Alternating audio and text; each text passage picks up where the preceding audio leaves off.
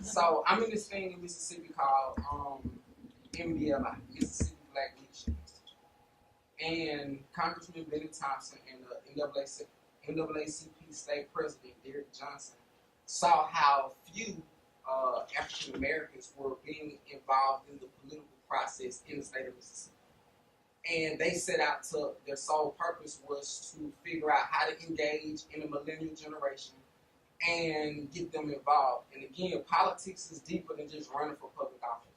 Like, you got to have people in processes, whether it's precincts, managing precincts, whether it's street teams, you got to have people in different places. So in that introductory session that we had, he posed this question. And he said, he asked, who's the most significant person in the civil rights movement, regardless of what our opinions are, right? Like, the branded person, we all might agree, is Martin Luther King. Right. And then he posed to the room, everybody knows from the state of Mississippi, what did Martin Luther King do? Not to take nothing away from him, but what did he do for the state of Mississippi? And then his room was very quiet. And he was like, that's the general response. He was like, because he really didn't do much directly for the state of Mississippi. And he hinted then to the already current network that was in place in Mississippi before there was a Martin Luther King, as it relates to approaching the struggle, right? Figuring out how to strengthen ourselves and support ourselves. So then he asked the question, how many of us have heard of Fannie Lou Hamer?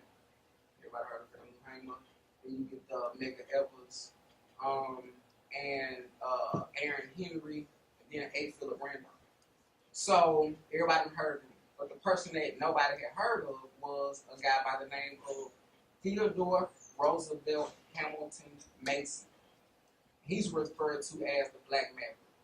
But he's the African American that owned the insurance company that hired Medgar Evers. So that Medgar Evers then could go out into the communities, considering the Emmett Till situation, and interview people that was on farms undercover, I guess, of being an insurance agent. And he really was able to play that part in the struggle of social justice. So the most important thing, what I leave with y'all from that story, is our generation got a role to play, for real. And without being judgmental, because I'm a part of that generation, we really ain't been engaged. And it doesn't take the big leaders that's at the top of the totem pole to move. They do what the majority tell them to do. You see what I'm saying? If the majority is engaged. If the majority isn't engaged, then they can do what they want to do. And that's what we've been experiencing. Okay? And without getting too deep, I'll just leave that there. And if we can all go back into our communities, and if nothing else, just be positive.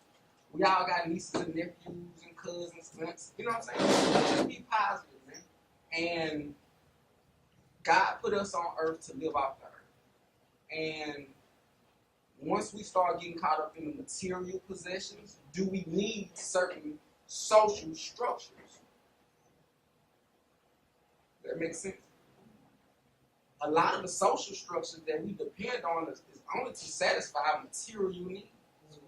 Mm-hmm. And the thing is, if you work hard enough, if you take time, like how y'all do, if you take time and you embrace the process of being successful, you love the process more than any byproduct, which is money or the clothes or the cars, but the process of going through step 1, step 2, step 3, step 4, and on, because it don't stop until you die. You know what I mean? Fall in love with the process of being successful, and then the fight looks a little bit easier because you tone down. You don't have high expectations. You don't care what nobody else thinks. You don't care about what you don't have. You don't care about who have what, who feel any kind of way about you, because that ain't in your process. You see what I'm saying? So, I love talking to people, and I think it is time for us to just start having conversations and put all the egos and everything aside. Even as it relates to race relations, we got to just start having a conversation and be honest and be professional and respectful. You know what I mean? And that's from both sides of the fence. And be more open-minded towards the other culture. We all done experience and endure things that we don't have control over. The reality, though, is it happened, it exists, it's there. For us to even be having a conversation about it means it's an issue. You see what I'm saying? So I think that, and I would pray that we figure out from a cultural perspective how to work together and progress as a diverse group of people. You know what I'm saying? And that's where the power is.